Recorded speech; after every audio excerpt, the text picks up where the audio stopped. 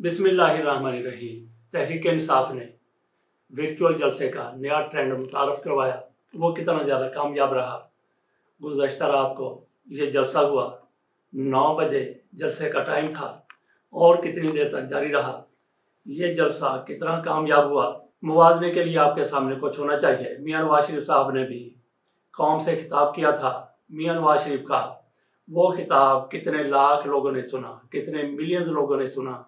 इस बारे में खुद उनकी अपनी वेबसाइट मौजूद है, खुद अपने उनके चैनल मौजूद हैं, खुद उनका ट्विटर है, खुद उनके दीगर ज़राए हैं, यूट्यूब चैनल है, फेसबुक चैनल है। सबको मिला जुला कर और फिर ये मियां नवाज शरीफ का खिताब सारे के सारे कौमी चैनल पर भी दिखाया गया। सबको मिलाकर भी इनकी तादाद 3-4 लाख से ज़्यादा नहीं बनती। 4 लाख कह दिया जाए तो वो भी बहुत ज़्यादा है, लेकिन 4 लाख से किसी भी सूरत ये तादाद ज़्यादा नहीं। मियां नवाज शरीफ का कौम से ये खिताब था और मियां नवाज शरीफ साहब एक बड़ी मुद्दत के बाद कौम से खिताब कर रहे थे। ऐसे मौके पर लोग जोक दर जोक ऐसे खिताब को सुनते हैं, देखते हैं। वो देखना चाहते हैं कि उनका लीडर क्या कह रहा है। मियां नवाज शरीफ साहब की तरफ से कौम से खिताब किया गया। आपको बताया कि 4 लाख से किसी भी सूरत व्यूअर्स देखने वाले ज़्यादा नहीं थे। इमरान खान का ये खिताब था। इमरान खान का खिताब नहीं था, इमरान खान की पार्टी की तरफ से ये खिताब अरेंज किया गया था। इमरान खान जेल में है तो फिर तहरीक इंसाफ को कहीं भी कॉलम मीटिंग करने की इजाज़त नहीं दी जा रही। जलसा तो बहुत दूर की बात है, वर्कर्स कन्वेंशन भी नहीं करने दिए जा रहे। लाहौर में वर्कर्स कन्वेंशन होने जा रहा था, वो नहीं होने दिया गया। खैबर पख्तूनख्वा में 2-3 जगहों पर ज़रूर वर्कर्स कन्वेंशन किए गए हैं। तो इमरान खान की पार्टी के लिए नहायत मुश्किल है पाकिस्तान में जलसा करना, रैली निकालना। इस सब पर उनकी तरफ से, तहरीक इंसाफ की तरफ से नया ट्रेंड सामने लाया गया कि हम डिजिटल जलसा, ऑनलाइन जलसा, वर्चुअल जलसा कर लेते हैं। तो ये कितना ज़्यादा कामयाब रहा। इसके बावजूद भी कामयाब रहा कि हुकूमत की तरफ से इसको रोकने, इसको नाकाम बनाने की कोशिश की गई। मैं समझता हूँ कि हुकूमत की तरफ से नहायत ही हमाकत की गई। जिस दौरान जलसा हो रहा था उसी दौरान बिल्कुल उसी मौके पर इंटरनेट को स्लो कर दिया गया, क्योंकि इंटरनेट पर लोगों ने ये जलसा देखना था। किसी ने यूट्यूब पर देखना था, किसी ने फेसबुक पर देखना था, किसी ने किसी और मीडियम से देखना था।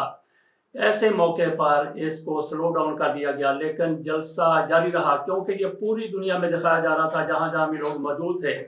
इंटरनेट पर चूँकि जलसा था तो हुकूमत की तरफ से इसको नाकाम बनाने की कोशिश की गई। जैसा कि मैंने कहा कि नहायत ही हमाकत का मुजाहरा किया गया हुकूमत की तरफ से कि उस मौके पर जब जलसा हो रहा था इंटरनेट को स्लो कर दिया गया और कहीं तो बिल्कुल ही बंद कर दिया गया। वो इससे हुआ क्या, इससे जलसा किस तरह से 2 गुना ज़्यादा कामयाब हो गया। वो इस तरह से कि जैसे ही इंटरनेट बंद हुआ, जैसे इंटरनेट स्लो हुआ, ज़ाहिर है लोगों के जो भी ज़राए थे ये जलसा देखने वाले, वो सारे बैठ गए तो वो कैसे जलसा देख सकते थे। लेकिन ऑनलाइन का ये फ़ायदा है कि उसके बाद रिकॉर्डेड जलसा वहाँ पे मौजूद था, तो लोगों ने उस वक्त देखा। जिनके स्लो हो गए इंटरनेट, उन्होंने फिर बाद में देखा और ये सिलसिला अब तक भी जारी है। इमरान खान के एक नाम से चैनल बना हुआ है, इमरान खान ऑफिशियल। उस चैनल पर अब तक देखने वालों की तादाद है 4 लाख और कुछ हज़ार। और उसके साथ साथ तहरीक इंसाफ का जो यूट्यूब चैनल है उस पर देखने वालों की तादाद है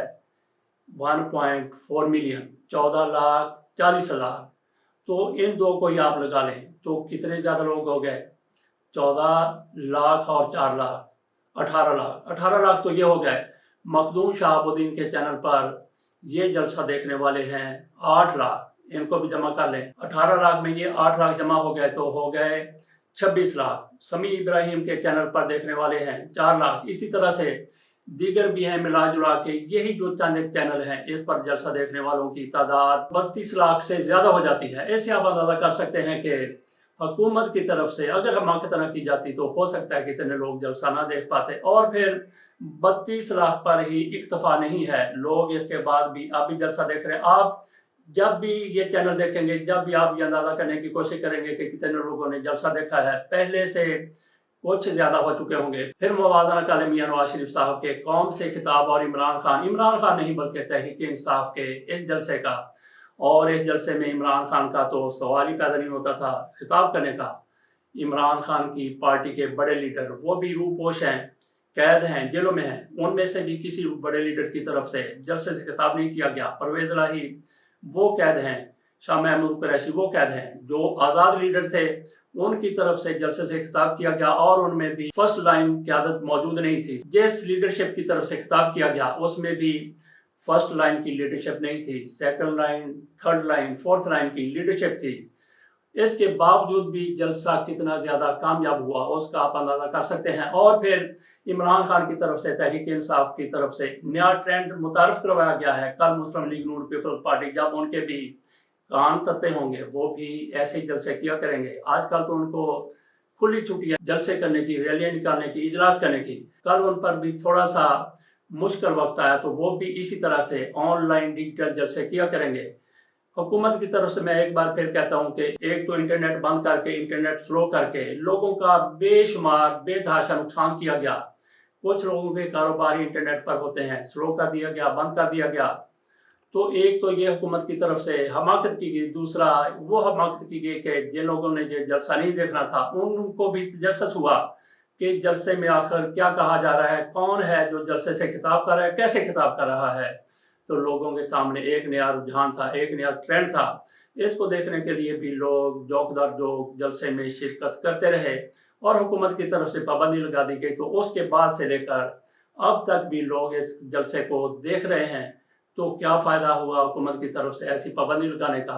تو عمران خان نے ایک اور بلکہ تحریک انصاف نے ایک اور ریکارڈ توڑ دیا، مثال قائم کر دی۔ پہلا جلسہ تھا، پہلا ہی جلسہ اتنا زیادہ کامیاب ہوا، ڈیجیٹل جلسہ، آن لائن جلسہ، براہ راست دکھایا جانے والا جلسہ جس کو حکومت نے روکنے کی پوری کوشش کی۔ جس طرح سے یہ جلسہ آن لائن ہوا، ورچوئل ہوا، اسی طرح سے عمران خان کو بھی کیا ورچوئل وزیر اعظم بنایا جا سکتا ہے؟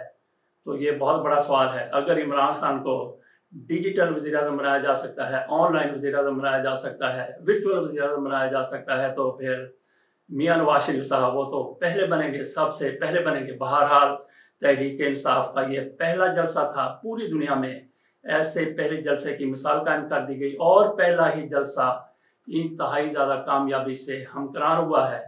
تو پھر یہی کہا جا سکتا ہے لوگوں کو جو تحریک انصاف کو ناکام بنانا چاہتے ہیں، ان کے جلسے ہونے نہیں دینا چاہتے، اور چپ ہو اور پابندیاں لگاؤ، لیکن وہ آگے بڑھتے جا رہے ہیں، بڑھتے جا رہے ہیں۔ ادھر آصف علی زرداری کی طرف سے کہا گیا ہے کہ تحریک انصاف کے ساتھ اتحاد نہیں کیا جائے گا۔ میں سمجھتا ہوں کہ آصف علی زرداری کی طرف سے یہ سنایا جانے والا اس دہائی کا سب سے بڑا لطیفہ ہے۔ باقی لطیفے بھی اسی پارٹی کے لیڈروں کی طرف سے سنائے جاتے رہے ہیں، جیسے بلاول بھٹو زرداری کی طرف سے کہا گیا کہ بارش زیادہ ہوتا ہے تو پانی زیادہ آتا ہے، پانی زیادہ آتا ہے تو پھر یہ زیادہ ہوتا ہے، اور بلاول بھٹو زرداری ہی کی طرف سے کامپین ٹانگنے کی بات بھی کی گئی تھی۔ بات ہم نے یہ کی کہ آصف علی زرداری کی طرف سے اس دہائی کا سب سے بڑا لطیفہ سنایا گیا کہ تحریک انصاف کے ساتھ اتحاد نہیں کیا جائے گا، انتخابی اتحاد نہیں ہوگا۔ کیا تحریک انصاف ان کے پاؤں میں لوٹ رہی ہے؟ کیا تحریک انصاف ان کی طرف بھاگ بھاگ کے آ رہی ہے کہ ہمارے ساتھ اتحاد کر لیا جائے؟ آصف علی زرداری کہتے ہیں کہ مجھے یہ پیشکش کی گئی تھی